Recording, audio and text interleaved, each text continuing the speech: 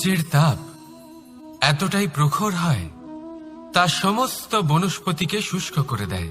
পুকুর হোক, নদী হোক, সরোবর হোক, সমস্ত শুষ্ক হয়ে যায়। কিন্তু আপনি কখনো শুনেছেন সূর্যের তাপে সমুদ্র শুকিয়ে গেছে? এমন কখনোই হয় না। আর এর পিছনেই লুকিয়ে রয়েছে এক অমূল্য জীবনের শিক্ষা। সমুদ্রের মতো নিজেকে ধৈর্যশীল করে তুললে, নিজেকে সংযমী করে তুললে সূর্যের তাপ আপনার কোনো ক্ষতি করতে পারবে না। আপনার অন্তর থেকে সেই তাপ বাষ্পায়িত হয়ে মেঘ তৈরি হয়ে সূর্যকে ঢেকে দেবে, আর তারপর হবে শুধু সাফল্যের বৃষ্টি। তাহলে আসুন আর আমার সাথে ধৈর্যের সাথে বলুন, রাধা রাধা। প্রতীক্ষা, প্রয়াস, এই দুই জীবনের অভিন্ন অঙ্গ। দেখতে গেলে আমরা জীবনে কারোর না কারোর প্রতীক্ষা অবশ্যই করি। সে কোনো ব্যক্তি হোক বা সময় হোক বা কোনো ভাবনা, সবকিছুই হতে পারে। আর দেখতে গেলে সব সময় কেউ না কেউ কিছু প্রয়াসও করে চলেছে। যেমন সাফল্য আসার প্রতীক্ষা, বিফলতা যাতে না আসে তার জন্য প্রয়াস, সুখ আসার প্রতীক্ষা, দুঃখ যাতে না আসে তার জন্য প্রয়াস। এবার প্রতীক্ষা আর প্রয়াসের মধ্যে এক ঘনিষ্ঠ সম্পর্ক রয়েছে, আর তা হল যিনি প্রতীক্ষা করেন তিনি ঠিক তাই পান যা একজন প্রয়াস করা ব্যক্তি পেছনে ফেলে আসে। তাই প্রতীক্ষা নয়, প্রয়াস করুন। এই প্রয়াসের মধ্যেই সুখের চাবিকাঠি রয়েছে। রাধা রাধা। সফলতা, অসফলতা ব্যক্তির জীবনের দুই গুরুত্বপূর্ণ স্তর। প্রত্যেক ব্যক্তি সর্বদা সফল থাকতে পারেন না, প্রত্যেক ব্যক্তি সর্বদা অসফল থাকতে পারেন না। এবার এই দুই যখনই আসে, কিছু দিয়েও যায় আবার কিছু নিয়েও যায়। যখন অসফলতা আসে তখন তা আপনাকে সাহস দেয়, আপনাকে ধৈর্যশীল বানায়, আপনার মনোবল বাড়িয়ে তোলে, কিন্তু আপনার প্রসন্নতা নিয়ে যায়। যখন সফলতা আসে তখন তা আপনাকে প্রসন্নতা দেয়, বিশ্বাস দেয়, বিনম্রতা নিয়ে যায়। এবার অসফল হবার পরে ধৈর্যশীল হওয়া, এই সাহস জাগিয়ে তোলা, তাও বলা যায় সরল। কিন্তু সফল হবার পরে বিনয়ী থাকা সব থেকে কঠিন। কিন্তু ততটাই গুরুত্বপূর্ণ হল বিনয়ী থাকা। যখনই জীবনে আপনার সাফল্য আসবে, নিজের মনকে সংযত রাখুন, বিনম্রতাকে যেতে দেবেন না। যদি এরকম হয় তাহলে সেই সাফল্য শিশিরের ফোঁটার মতো লুপ্ত হয়ে যাবে। রাধা রাধা। কি হলো, মন খারাপ? জীবনের সমস্যার বিষয়ে ভাবছেন? ভাবছেন যে কেন সমগ্র সংসারের সমস্ত কষ্ট, সমস্ত সমস্যা আমার ঝুলিতেই এসে জড়ো হলো? সবাই এটাই ভাবেন। চলুন, আমি আপনাকে বিচার বিবেচনা করতে বাধ্য করছি। ভাবুন ঝিনুক, ঝিনুকের পেটের ভেতর কাঁকড়ের এই যন্ত্রণা, ঝিনুককে তা কেন ভোগ করতে হয়? বটবৃক্ষের বীজ মাটিতে 7 হাত নিচে অন্ধকারে ঘেরা থাকে কেন? সংসারের সবচেয়ে তীক্ষ্ণ জ্বালা সূর্যকেই জ্বালায় কেন? কারণ ঝিনুকের মধ্যে সেই ক্ষমতা রয়েছে মুক্ত জন্ম দেওয়ার। বটবৃক্ষের বীজেই সেই বল রয়েছে যে সে সংসারের সবচেয়ে দৃঢ় বৃক্ষ হতে পারে। সূর্যের মধ্যে সেই ক্ষমতা রয়েছে যে সে নিজে জ্বলে এই ব্রহ্মাণ্ডকে প্রকাশ দিতে পারে। সেই জন্য জীবনে যখনই বিপদ আসবে, সমস্যা আসবে, তখন নিজেকে বোঝান যে প্রকৃতি আপনাকে এই জন্য চয়ন করেছে, কারণ প্রকৃতি এটাই ভাবে যে এই পরিস্থিতিতে সর্বশ্রেষ্ঠ ফলাফল আপনি বের করতে পারবেন। রাধা রাধা। ব্যক্তি সাফল্য পাওয়ার জন্য প্রথমে লক্ষ্য স্থির করে, তারপর পরিকল্পনা করে, তারপর পথে চলে। আর সব সময় এই চেষ্টাই করে থাকে যাতে তাতে সবচেয়ে কম বাধা আসে। এই পথে কোথাও কোনো চড়াই না আসে, কোনো উতরাই না আসে, কোনো খাদ না আসে। আর এখানেই সবচেয়ে বড় ভুল করে ফেলে। কিভাবে? ভাবুন, এক সোজা সরল পথ আপনাকে কোথায় নিয়ে যাবে? এক সরল সাধারণ স্থানে। সেখানে তো যে কেউ পৌঁছতে পারে, তাতে বিশেষত্ব কি আছে? ভাবুন, যদি আপনার পথে বাধা থাকে, বিঘ্ন থাকে, বিপত্তি থাকে এবং তার ওপর এক শিখরও থাকে যা আপনার জন্য অপেক্ষা করছে। সাফল্যের সেই শিখর যেখানে কেউ সহজে পৌঁছতে পারে না, যা হলো বিশেষ। তাই নিজের জীবনে যখনই সমস্যা আসবে তাকে ভয় পাবেন না, মুখে হাসি নিয়ে তাকে স্বাগত জানান। আর সাবধানে থাকবেন, যদি আপনার পথে কোনো বাধাই না আসে, তাহলে এর দুটোই অর্থ হয়। হয় আপনি নিজের লক্ষ্য সঠিক বেছে নেননি, নয় আপনি রাস্তা সঠিক বেছে নেননি। রাধা রাধা। মানুষের সবসময় এই ইচ্ছেই থাকে যে সে পরিপূর্ণ হবে, তাই সবসময় চেষ্টা করতে থাকে, কর্ম করতে থাকে, যেন তার জীবনে কোনো ত্রুটি না থাকে, কোনো দোষ না থাকে, কোনো ভুল না থাকে। কিন্তু যখন মানুষ এটা করতে থাকে, নিজের সম্পূর্ণ মনোযোগ তাতেই কেন্দ্রীভূত করে, তখন তার বিকাশ আস্তে আস্তে থেমে যেতে থাকে। কিভাবে? আপনি বলবেন, এতে ভুল কি আছে? এ তো বেশ ভালোই মনে হচ্ছে।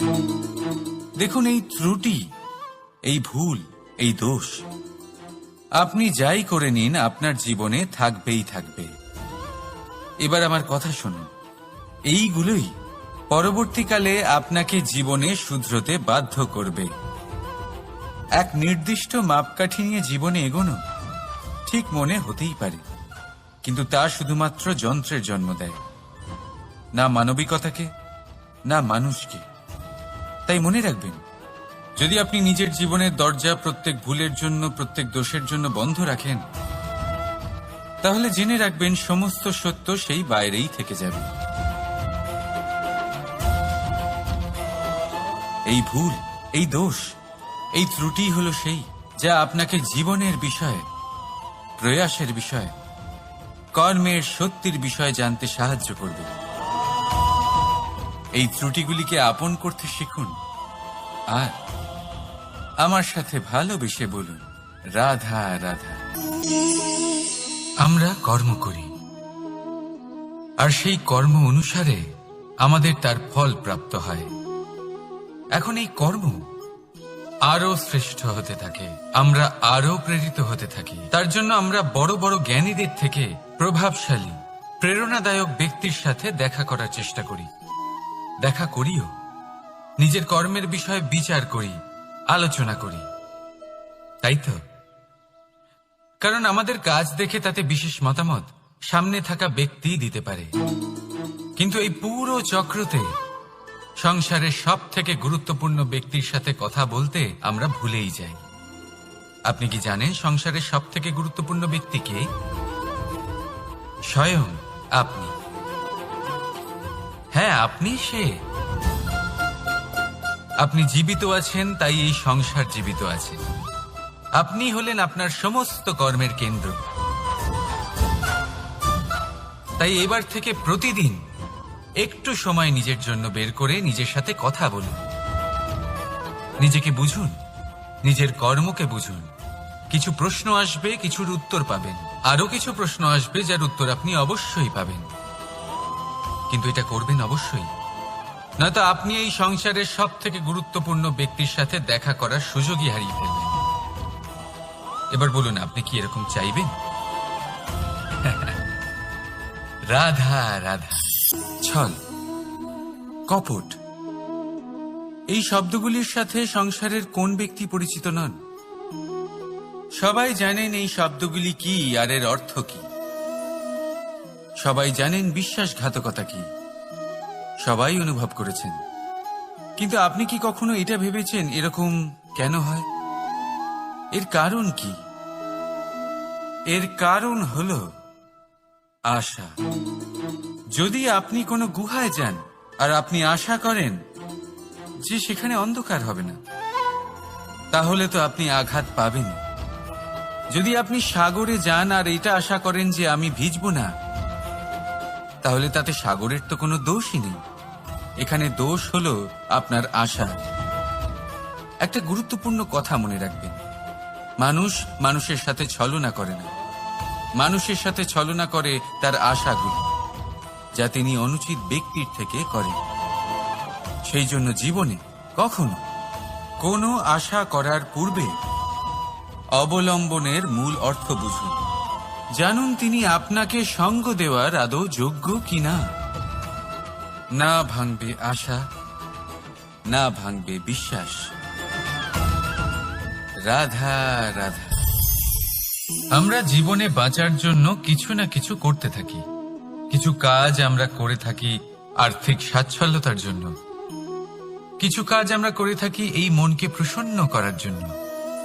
কিন্তু আমাদের মধ্যে বেশিরভাগ মানুষ এই ভেবে ভেবে চিন্তার মধ্যে থাকেন যে কোনো কাজ আমরা যা ভেবেছি সেটা সেভাবে ঠিক হলো না, বা এই কাজ সম্পূর্ণ হলো না, বা কাজের পরিমাণ দেখে দুশ্চিন্তা করতে থাকেন।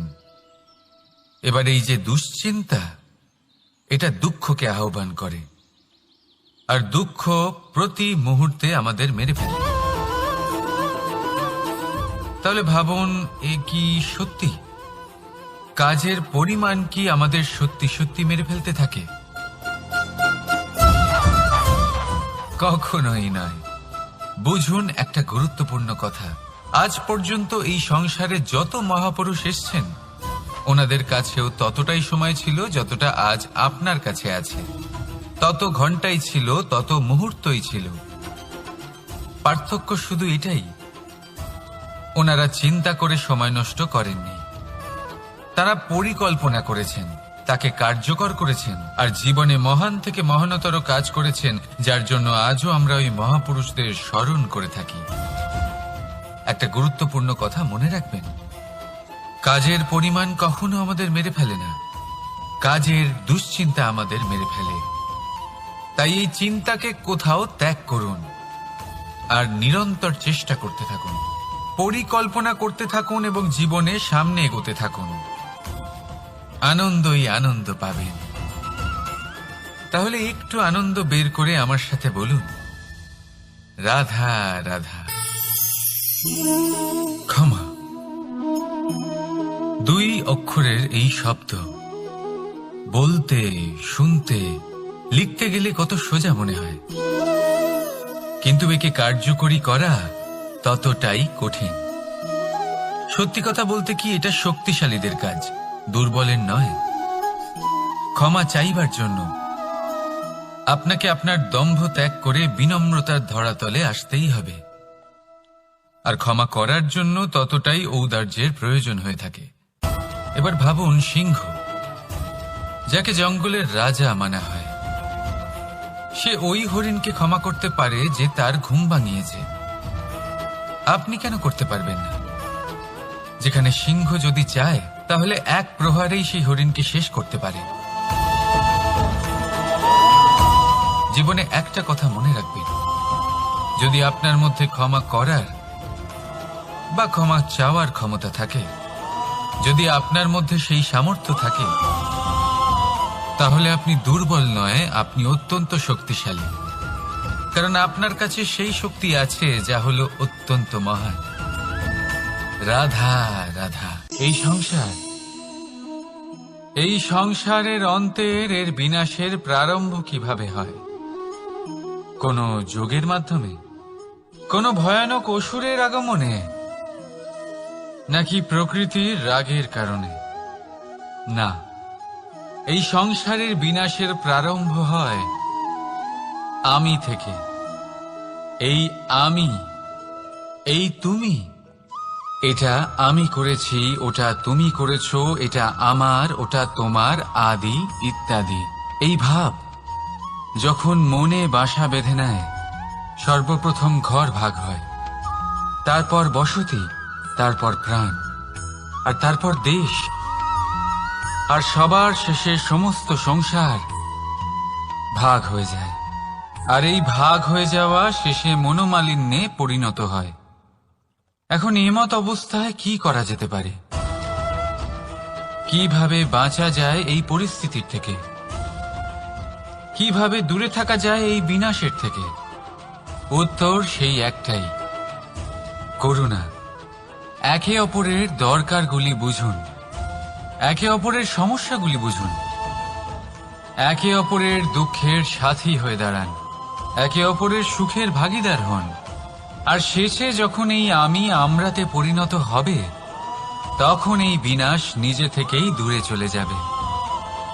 তাহলে আমরাতে বিশ্বাস করতে শিখুন, আর আমার সাথে ভালোবেসে বলুন, রাধা রাধা। এই মুদ্রা। এবারে ভাবুন, এটাই আমাদের জীবন, জীবনের সুখ আর দুঃখ। এই মুদ্রার, এই জীবনের দুটি দিক। কিন্তু যখনই আমরা ঈশ্বরের কাছে প্রার্থনা করি, তখনই আমরা সুখ চাই, আর সেই সুখ আসেও। আর যখনই সেই সুখ আসে, তখন ব্যক্তি সর্বপ্রথম তাকে ভুলে যায় যে দুঃখের সময় ওনার সাথে ছিলেন। আর এমত অবস্থায় উনি সাহায্য করেন না, উনি করেন উপকার। আর এই উপকারের বদলে মানুষের থেকে উনি নিজের জন্য শ্রদ্ধা চান। আর সেই শ্রদ্ধা, সেই চাহিদার কারণে উনি নিজেকে অন্যদের থেকে শ্রেষ্ঠ, অন্যদের থেকে ভিন্ন মনে করতে বিবশ হয়ে যান। আর আলাদা হবার কারণে তার মধ্যে জেগে ওঠে অহংকার, আর সেটাই হয় তার পতনের কারণ। এবার এতে কি করা যেতে পারে? কি চাওয়া যেতে পারে ঈশ্বরের কাছে? এই প্রশ্ন অবশ্যই মনে আসে। ঈশ্বরের কাছে চান সুখ, শুধুমাত্র ততটাই যাতে অহংকার না আসে, আর দুঃখ ততটাই যাতে শ্রদ্ধা না চলে যায়। রাধা রাধা। এই সংসারে এমন কিছুই নেই যে সব সময় একই থাকবে। যা কিছু নির্মাণ হয়েছে তা একদিন অবশ্যই ভেঙে পড়বে, কিন্তু এই ভেঙে যাওয়ার বিশ্লেষণ আপনি কিভাবে করবেন তা আপনার উপরে নির্ভর করছে। ওই আকাশের দিকে তাকান, ওই মেঘ, ওটাও ভেঙে পড়ে, কিন্তু নিজে ভেঙে পড়ার সাথে বর্ষাকে তৈরি করে যায়। মাটির ডেলা অবশ্যই ভেঙে পড়ে, কিন্তু ব্যবহারযোগ্য মাটির রূপ নিয়ে। এই ধরিত্রীর বুকে কোনো এক বীজ যখন ভেঙে পড়ে, তখন ধরিত্রীর উপর এক বিশাল আকারের বৃক্ষ নির্মাণ করে। যদি জীবনে কিছু ভেঙে পড়ে, তাহলে নিরাশ হয়ে পড়বেন না, নিজের সাহস হারাবেন না। ধনাত্মক দৃষ্টিভঙ্গি দিয়ে দেখতে চেষ্টা করুন। মনে করুন, নিয়তি নিশ্চয়ই আপনার জন্য আরো ভালো কিছু ভেবে রেখেছে, যা ভবিষ্যতে আপনার প্রতীক্ষা করছে। ধনাত্মক চিন্তা ভাবনা করতে থাকুন, তারপর দেখবেন শ্রেষ্ঠ রচনা নিজেই তৈরি হবে। রাধা রাধা। চলতে থাকা, থেমে যাওয়া, বিশ্রাম নেওয়া, তারপর দম নিয়ে পুনরায় দাঁড়িয়ে পড়া, আর তারপর আবার সেই পথ চলা। এটা জীবনের অভিন্ন এক অঙ্গ, এটার থেকে আপনি পালাতে পারবেন না। কিন্তু এই অঙ্গকে আপনি নিজের জীবনে কিভাবে প্রয়োগ করবেন, কিভাবে তাকে কাজে লাগাবেন, সেই সিদ্ধান্ত আপনাকে নিতে হবে। যারা হেরে যান তারাও জীবনে থমকে যান, আবার যারা জেতেন তারাও দাঁড়িয়ে পড়েন। যারা হেরে যান তারা হাঁপিয়ে দাঁড়িয়ে পড়েন, যারা জিতে যান তারা দাঁড়িয়ে পড়েন সেই সর্বোচ্চ স্তরে পৌঁছে গিয়ে। এবার দাঁড়াতে তো আপনাকে হবেই, তা হতেই হবে। কিন্তু কখন, কিভাবে দাঁড়াবেন, ক্লান্ত হয়ে নাকি সর্বোচ্চ স্তরে পৌঁছে গিয়ে, সেই সিদ্ধান্ত আপনার। অবশ্যই দাঁড়িয়ে পড়ুন, কিন্তু ক্লান্ত হয়ে নয়, কারণ আপনাকে পুনরায় দাঁড়িয়ে পড়তে হবে, পুনরায় যাত্রাপথে এগোতে হবে এবং সর্বোচ্চ স্তরে পৌঁছতেই হবে। রাধা রাধা। স্বপ্ন। আমরা জীবনে স্বপ্ন দেখতে থাকি, সেটা পূরণ করার পূর্ণ প্রয়াস করে থাকি। কিন্তু এই স্বপ্ন পূরণ না হওয়ার পরিস্থিতিতে আমরা ভেঙে পড়ি, ছিন্ন বিচ্ছিন্ন হই। আর তারপর এই বোঝা আমরা আগামী প্রজন্মের ওপর রীতিমতো চাপিয়ে দিই। আমরা এটাই মনে করি যে আমরা যেটা হতে পারিনি সেটা আমাদের সন্তান অবশ্যই হবে। আমরা যা কখনো পাইনি আমাদের সন্তান অবশ্যই তা পাবে। এটা যে অনুচিত সেটা আমরা ভাবি না, কিন্তু এটা ভুল। আর এই ভুল আমরা সকলেই করে থাকি। সন্তান প্রকৃতি আর পরমাত্মার আশীর্বাদ। ওদের ভেতরে তাদের নিজের একটা অস্তিত্ব লুকিয়ে থাকে, সেটা মন দিয়ে দেখুন তো। আপনি শুধু ওই সন্তানকে জন্ম দিয়েছেন, কিন্তু ওর জীবন আপনার নয়। তাই নিজের সন্তানের সাথে থাকুন, সময় কাটান, ওদেরকে ভালোবাসুন, সবসময় প্রেরণা দিন। কিন্তু প্রেরণা দিন ওর নিজের অস্তিত্বকে বাড়ানোর জন্য, ওর নিজের স্বপ্ন পূরণ করার জন্য, আপনার স্বপ্ন পূরণ করার জন্য নয়। ওদের অস্তিত্বকে পূর্ণাঙ্গে বৃদ্ধি পেতে দিন। রাধা রাধা। এই পুকুর দেখছেন আপনি? পুকুরের জল কখনো প্রবাহিত হয় না, একই স্থানে জমে থাকে। আর সেই কারণে কিছুদিন পর ময়লা হতে শুরু করে। কিন্তু তাও আমরা একে ত্যাগ করি না, আমরা তবুও একে পুজো করি। শুধুমাত্র এই কারণে নয় যে অতীতে সে আমাদের তৃষ্ণা মিটিয়েছে, কিন্তু এই কারণেও যে যদিও বা সে ভবিষ্যতে আমাদের তৃষ্ণা না মেটায়, কিন্তু প্রয়োজন হলে আগুন অবশ্যই নেভাতে পারে। ঠিক সেই রকমই হয় আমাদের সম্পর্ক। সম্পর্ক যা আমরা বহু বছর পরিশ্রম করে তৈরি করি, যে দরকার পড়লে আমাদের সহায়ক হয় কোনো না কোনোভাবে। সেই জন্য সম্মান করতে শিখুন এই সম্পর্কগুলিকে। শিখুন এই সম্পর্কগুলিকে অটুট রাখতে। কথায় কথায় এই সম্পর্কগুলিকে ভেঙে দিতে শিখবেন না। রাধা রাধা। বিষ, এই শব্দটা শুনলেই মনে অনেক কল্পনা জন্ম নেয়। কল্পনা অসহ্যকর তিক্ততা, কল্পনা অত্যন্ত বেদনাদায়ক মৃত্যু। এবার যদি আপনাকে জিজ্ঞেস করা হয় যে সবচেয়ে বিষাক্ত বিষ কোনটা, তাহলে আপনি কি বলবেন? কেউ বলবে সর্পের বিষ, কেউ বলবে কাঁকড়া বিছের, কেউ বলবে কালকিউটের বিষ। কিন্তু না, এই সমস্ত রকম বিষ সেই বিষের সামনে টিকতে পারবে না যাকে আমরা বলে থাকি কানের মধ্যে ঢালা বিষ। শুনতে অত্যন্ত মিষ্টি, কিন্তু তিক্ততায় অত্যন্ত বিষাক্ত। পেটের মধ্যে যাওয়া এই বিষ শুধুমাত্র একটি মানুষের মৃত্যুর কারণ হয়, কেবল একটি। কিন্তু কানের মধ্যে ঢালা এই বিষ একাধিক সম্পর্কের নাশ করতে পারে। আর এটাতে সেই ব্যক্তির ভুল নেই যে আপনার কানে বিষ ভরেছে, আপনি তাকে দোষ দিতে পারেন না। এখানে দোষ আপনার নিজের, যে এই বিষকে আপনি নিজের উপরে প্রভাব ফেলতে দিয়েছেন। এই বিষকে সুযোগ দিয়েছেন আপনার ক্ষতি করতে, এটা আপনার ভুল। সেই জন্য কুমন্ত্রণায় কখনো কান দেবেন না। আপনার মনে ভালোবাসার দৃঢ়তা জাগিয়ে তুলুন আর নষ্ট করে দিন এই সংসারের সমস্ত বিষের প্রভাবকে। রাধা রাধা। জীবন, আমাদের এই জীবন, সুখ আর দুঃখ, এই দুইয়ের মিশ্রণ। এদের সংমিশ্রণই জীবনের ভারসাম্য বজায় রাখে। এখন এই সুখ, সুখ এমন এক বস্তু যাকে সবাই খুঁজে চলেছে। দুঃখ এমন এক অনুভূতি যা সবার কাছে আছে।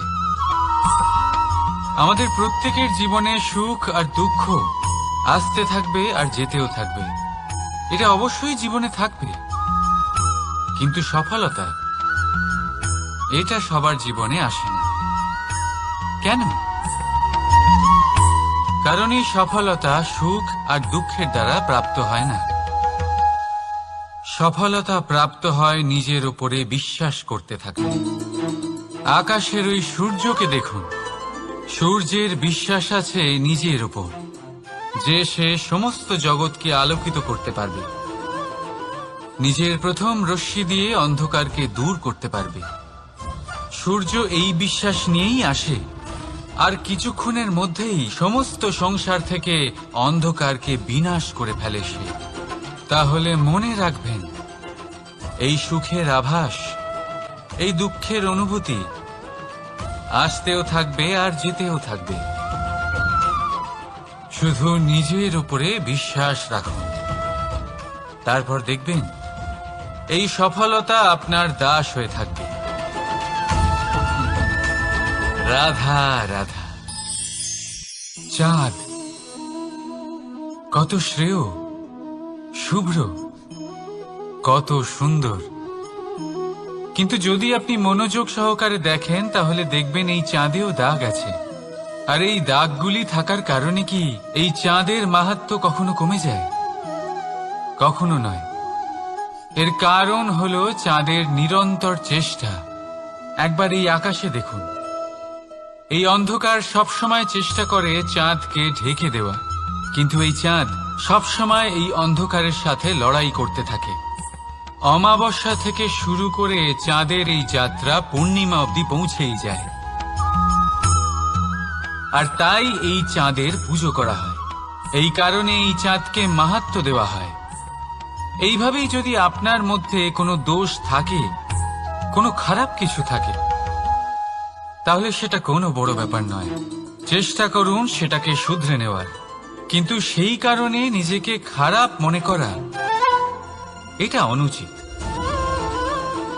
নিজের ভুলগুলো, নিজের দোষগুলো, নিজের খারাপ দিকের কথা ভুলে আপনি এই সংসারের ভালোর দিকে প্রস্থান করেই দেখুন না। আপনি দেখবেন আপনার অন্তরের তেজ ঠিকরে বেরোচ্ছে। রাধা রাধা। এই পিঁপড়েদের দেখছেন আপনি? সবাই একই রকমের। এদের মধ্যে তফাৎ খুঁজে বার করা অসম্ভব। মনে হয় যেন ওদের আলাদা আলাদা অস্তিত্বই নেই। কিন্তু যদি আপনি মন দিয়ে দেখেন তাহলে দেখবেন প্রতিটা পিঁপড়ের আলাদা কাজ নির্ধারিত, তাদের আলাদা অস্তিত্ব আছে। কেউ বাড়ি বানানোর জন্য মাটি সংগ্রহ করতে পটু, কেউ ঢিপি বানাতে পটু, কেউ খাবার খোঁজায় পটু, আবার কেউ সেই খাবার আনায় পটু।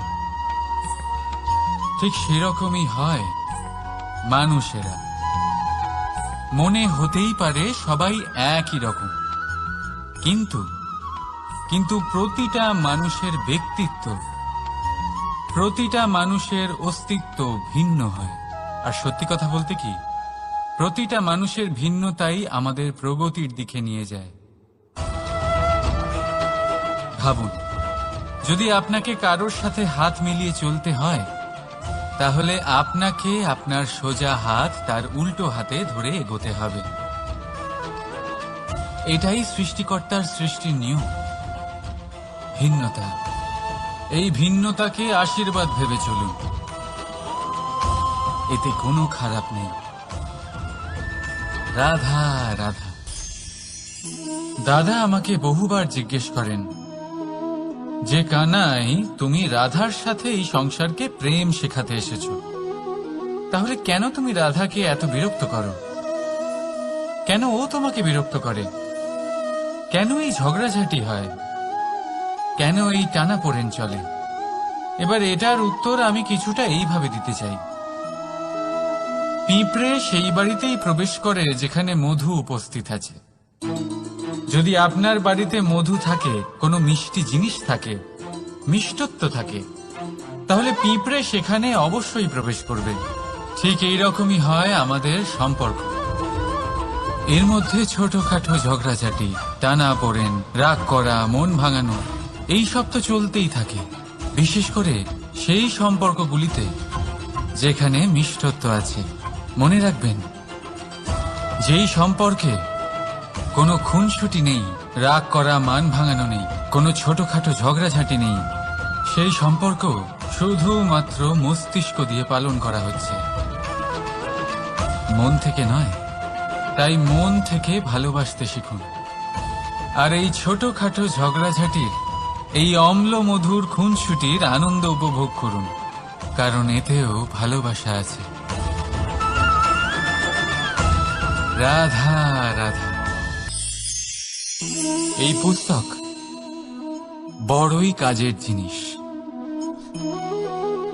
কাহিনী হোক, কবিতা হোক, স্মৃতি হোক, এতে যাই লিখে দেবেন তা ভবিষ্যতের পুঁজি হয়ে যাবে। কিন্তু যদি কখনো এমন হয় যে এই পুস্তক ময়লা হয়ে যায়, বা যদি কোনো পাতায় আপনি ভুল করে কালি ফেলে দেন, বা কোনো বাক্য লিখতে গিয়ে আপনি ভুল করে ফেলেন, তাহলে আপনি কি করেন?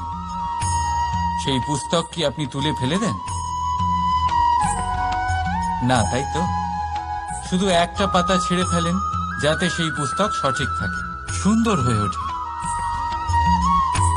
এই পুস্তকের মতোই হয় আমাদের সম্পর্ক। তার সেই এক পাতা, একটা ভুল। তাই যে কোনো সম্পর্কে যদি কারোর কোনো ভুল হয়ে গিয়ে থাকে, তাহলে সেই ভুলকে সম্পর্ক থেকে দূরে করা সঠিক হবে। সেই ভুলকে ভুলে যাওয়াই সঠিক হবে। সেই সম্পর্ক ভাঙা নয়, সেই সম্পর্ক সামলে রাখুন। কারণ ভুল তো সবার দ্বারা হয়। যদি এরকম করেন, তবেই জীবনরূপী পুস্তক আরো সুন্দর হয়ে উঠবে। একে অপরকে ক্ষমা করতে শিখুন। একে অপরের ভুলকে ভুলে যেতে শিখুন।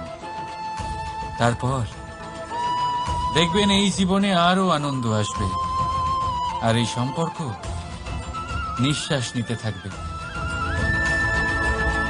রাধা রাধা। পাচ্ছেন আপনি? প্রকাশের স্রোত যখন মধুর আর দূরে থাকে, তখন এই ছায়া লম্বা হয়ে যায়।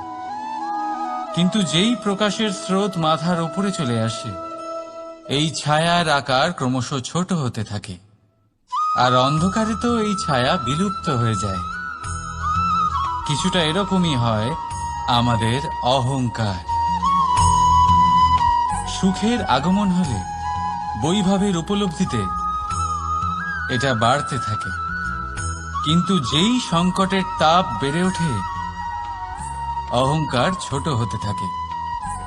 আর যখন সংকটের এই অন্ধকার আমাদের চারিদিক থেকে ঘিরে ধরে, তখন এই অহংকার আমাদের ছায়ার মতোই বিলুপ্ত হয়ে যায়। এই আত্মসম্মান নয়, এ হলো অহংকার। আর অহংকার আর কিছুই নয়, শুধু পতনের দিকে প্রথম পদক্ষেপ। আর এই জীবনে পতনের দিকে নয়, প্রেমের দিকে এগিয়ে যান। আর আমার সাথে ভালোবেসে বলুন, রাধা রাধা। আপনি কি কখনো ফলে ফুলে পরিপূর্ণ বৃক্ষ দেখেছেন? তার ডালগুলো কিরকম স্বাধীনভাবে বেড়ে ওঠে।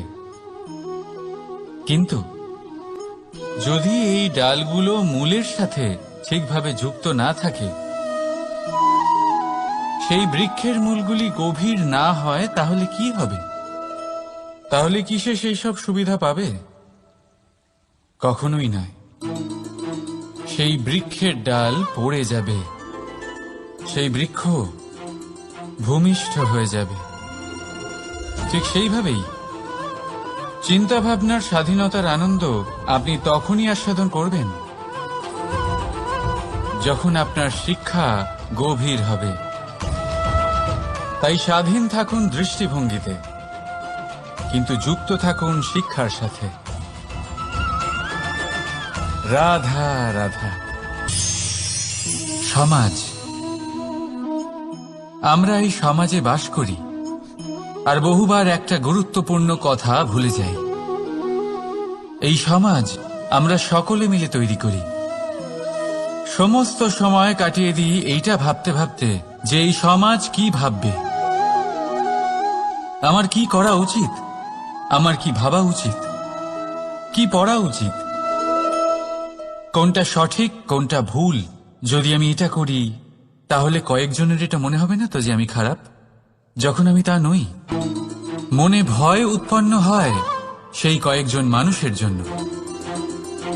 তার কারণ হলো আমরা আমাদের মনের কথা শুনতে পাই না, না শুনতে পাই, না বলতে পারি, আর না করতে পারি। সেই কয়েকজন মানুষের ভয় আমরা খারাপের বিরোধিতা করা ছেড়ে দিই। কিন্তু কখনো নিজেকে জিজ্ঞেস করুন, শেষ পর্যন্ত কারা এই কয়েকজন মানুষ? এই সংসারে প্রতিটি মানুষেরই নিজের আলাদা আলাদা ব্যক্তিত্ব আছে, আলাদা দৃষ্টিভঙ্গি আছে।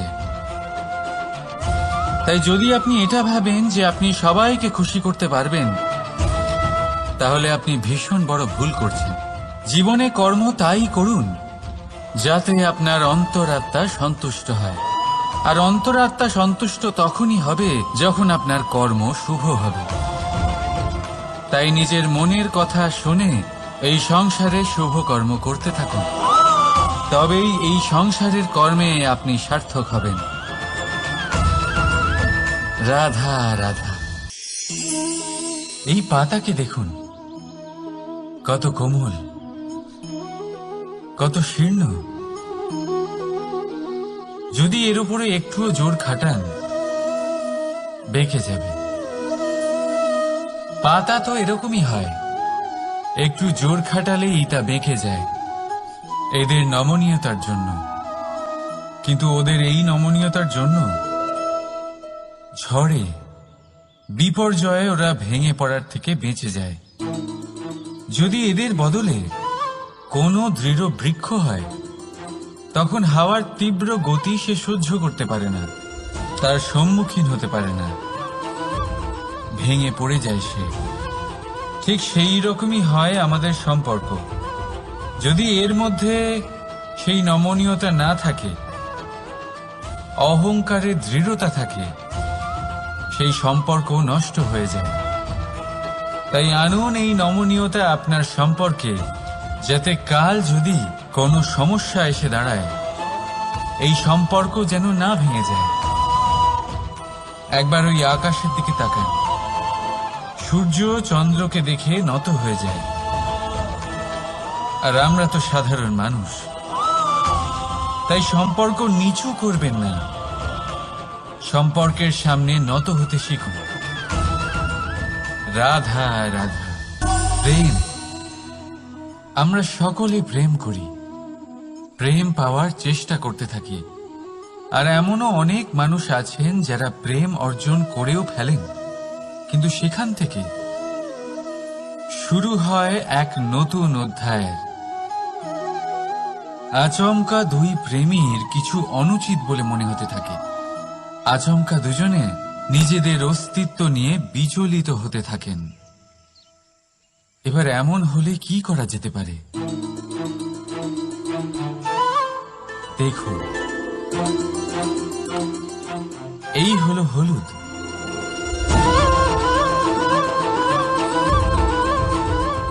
আর এই হলো চুন।